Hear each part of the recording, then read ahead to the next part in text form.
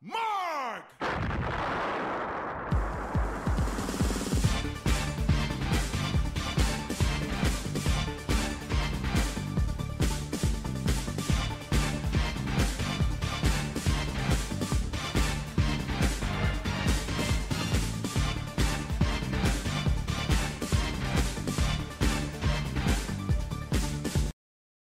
Here we are for more anime.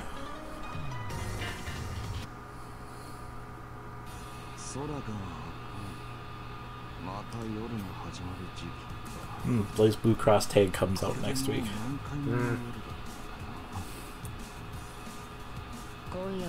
Have you figured out who this guy reminds you of yet? No, I haven't. I like how everybody has monstrous collars in this. I'm not complaining, but more of an observation. That is one hell of a collar. I mean, like, what if someone is standing beside you?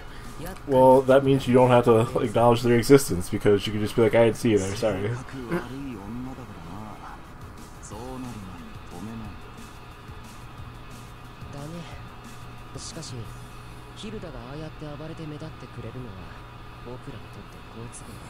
Even his collar is tremendous. It's like it's a short jacket, not a trench coat.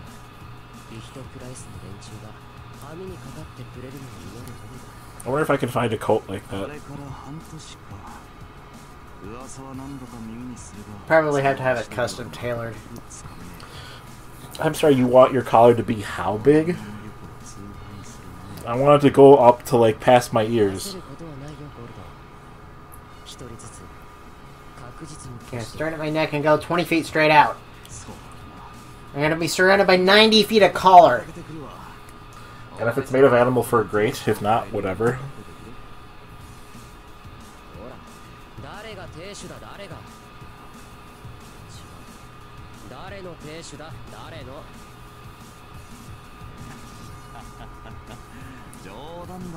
I get my first real taste of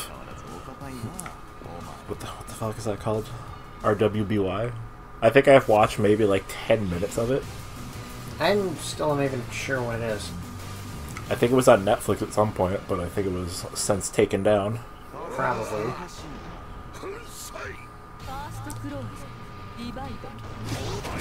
Off to a good start, just getting my ass hit, smacked around right at the beginning. Well then. Gordeau and his weird reach. Finally, the game is posing some kind of challenge.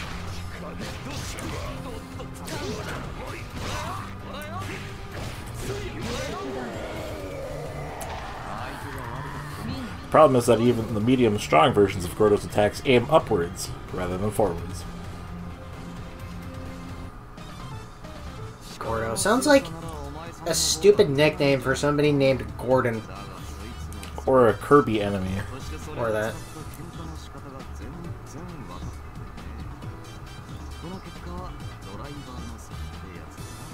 Well, I mean, the car helps too.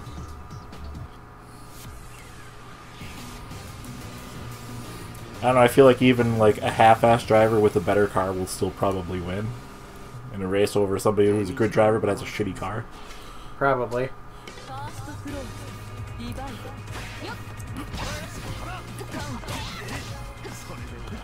Oh, Gordeau, why do you have such... God damn it, Gordeau has such shitty reach for most of his regular attacks. Except for his heavy one, which goes like halfway across the goddamn screen.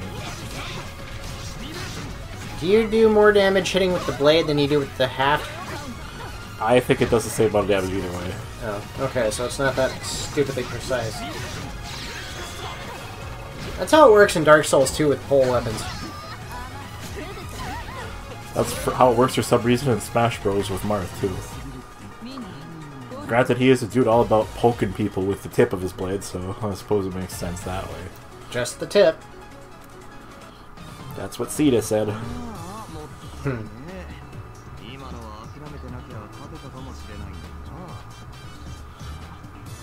don't think there's any explanation about why one of Gordeau's eyes glows either, but I assume it's just to look cool, which is, I guess, an acceptable reason as far as I'm concerned.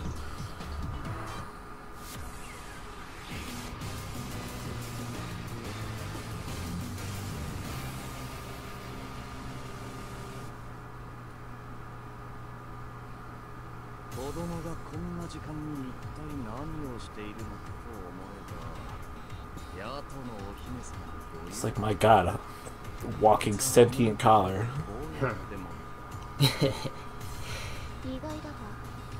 I think he's making me think of Doctor Strange. Like, not Benedict Cumberbatch, or whatever the hell his name is. Gobbledygook, Bandersnatch. Yes. But like the old comic book Doctor Strange, who also has a ridiculously huge collar. But at least that's a cloak, so it makes sense.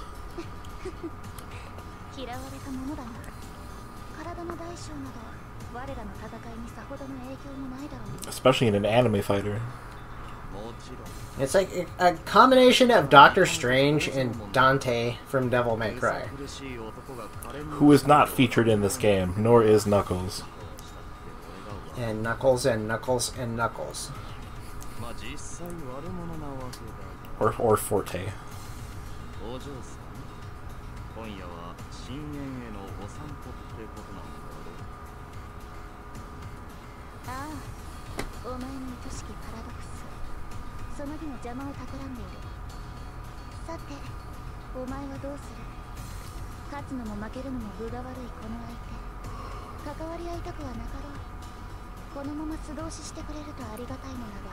Sorry, player character can't.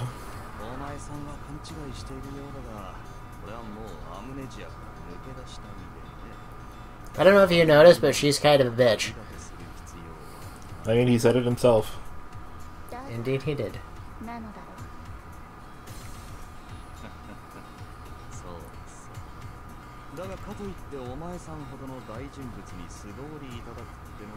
Who actually shows up in the game now?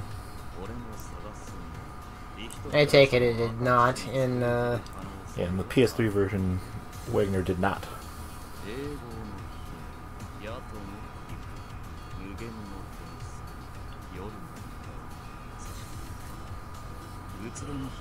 At least somebody's treating her like how old she actually probably is.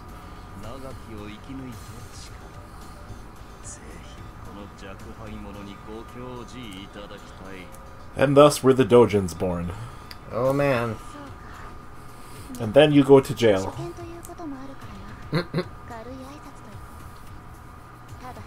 But she's really 200 years old. She might be stuck in the body of like a middle school student, but she's really 200 some years old.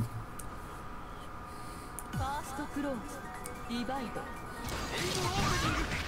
can only imagine how difficult it is, you know, any sort of universe where fantasy shit is real. Yeah.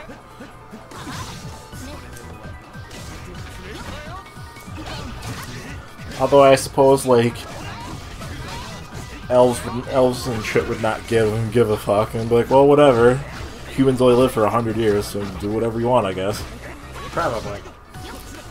But I mean, if you keep marrying these things, you're gonna go through like 7 husbands or wives or both.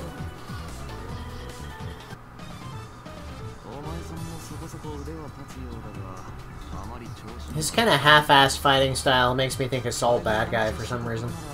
Kinda. Who is not showing up in Cross-Take Battle because it's a BlazBlue game, not a Guilty game. Thank you for clarifying.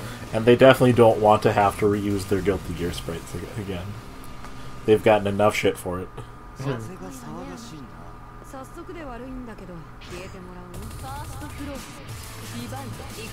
The internet would tear them apart.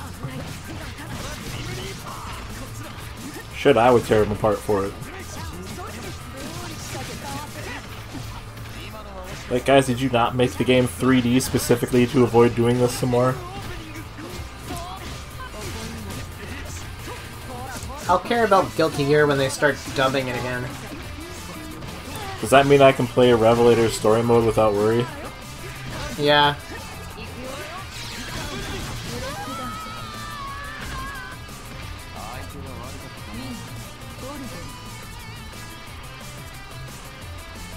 Yeah, just like play it and give me the Cliff's Notes version, because I just can't sit here reading subtitles for like 7 hours. Soul Bad Guy does stuff. It was cool. Kai was there. So is Dizzy, whom Kai is obviously fucking. Well, yeah. I mean, they had a kid together. A plot point that still feels like it really kind of came out of nowhere, but hey, whatever.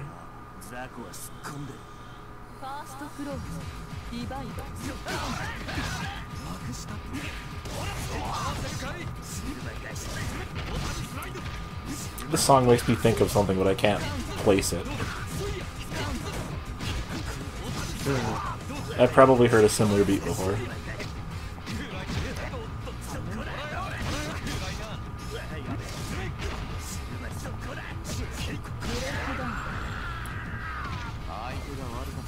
Look at the size of his nails. Yeah. How does he keep that hand in his pocket? How the hell should I know?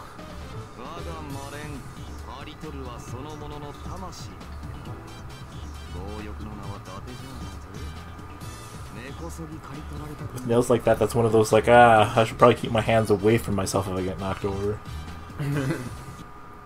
Like falling on your keys, but worse. Yeah.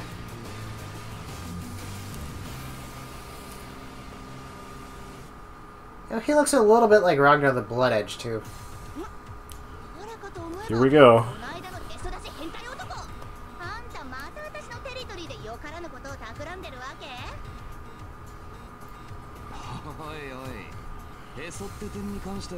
I like how she just shrugs it off.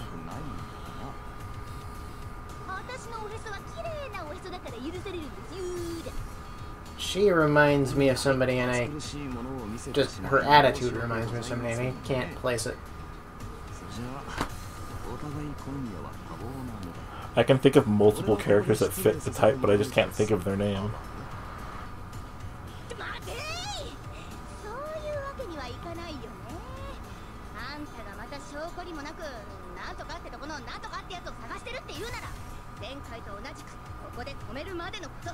Don't cause trouble in my neighborhood.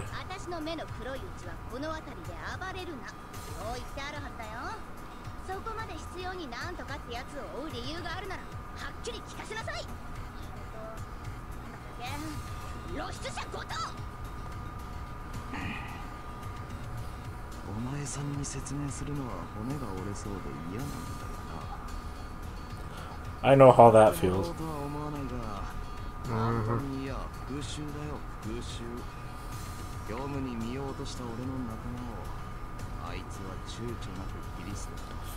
Everybody go out and buy Under Night and Birth for the PS4 and then play the story mode to get all the sweet deets on this.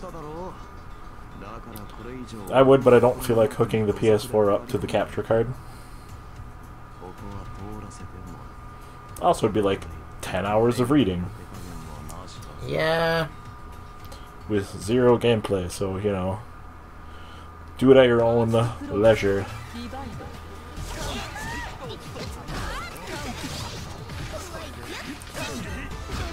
It's one of those, hey, you can't actually use the PS4's native recording because story details. Mm-hmm.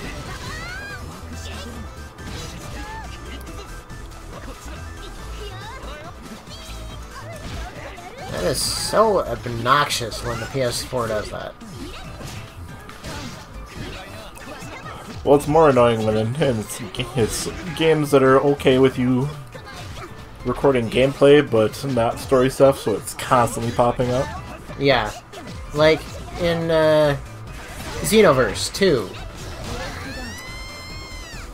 It does it a whole lot in Dragon Ball FighterZ. Yeah, I bet. Recording has stopped because you have entered a blocked scene. Recording has resumed because you have exited the blocked scene. Recording has stopped because you have entered a blocked scene. Hey, did you know that you've exited the blocked scene, so the recording has resumed? Hey, buddy. You just entered a blocked scene. Recording is turned off.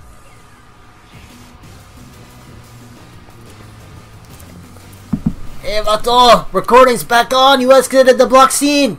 You might have noticed that I haven't talked any shit about how easy this difficulty is, so there's a reason.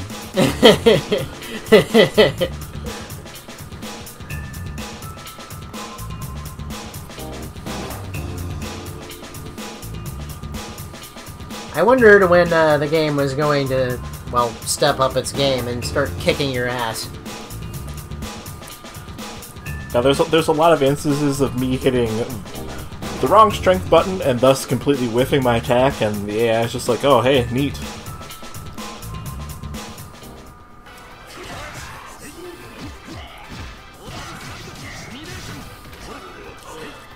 Like I said, there's a lot of attacks in this game. Like, well, the weakest version is what goes straight ahead. Every other one goes in an angle or a different direction. Which is as irritating as one might think.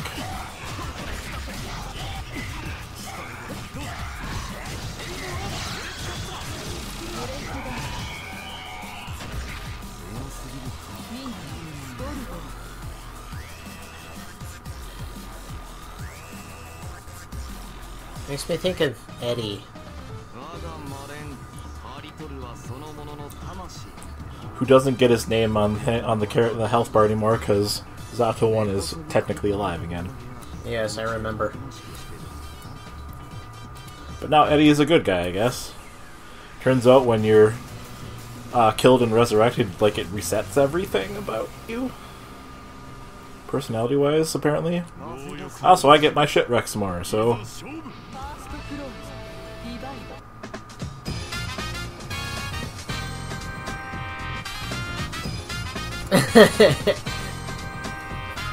Nice. Once again, only like twice. What is Enkidu making me think of?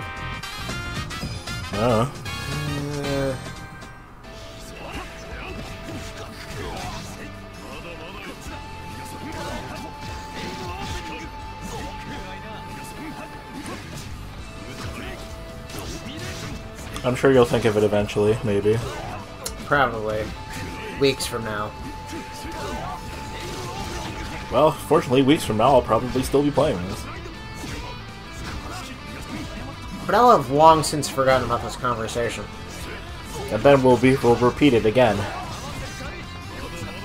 I'll either be playing as Enkidu or fighting Enkidu, and you'll be like, hey, this guy makes me think of somebody. It's a vicious circle.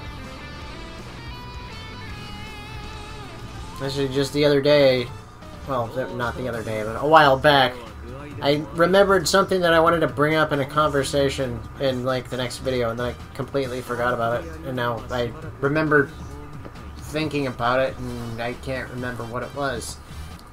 It's a vicious cycle. My mind is a steel sieve. Next time on Radical Bromance, what were we talking about again? I don't know.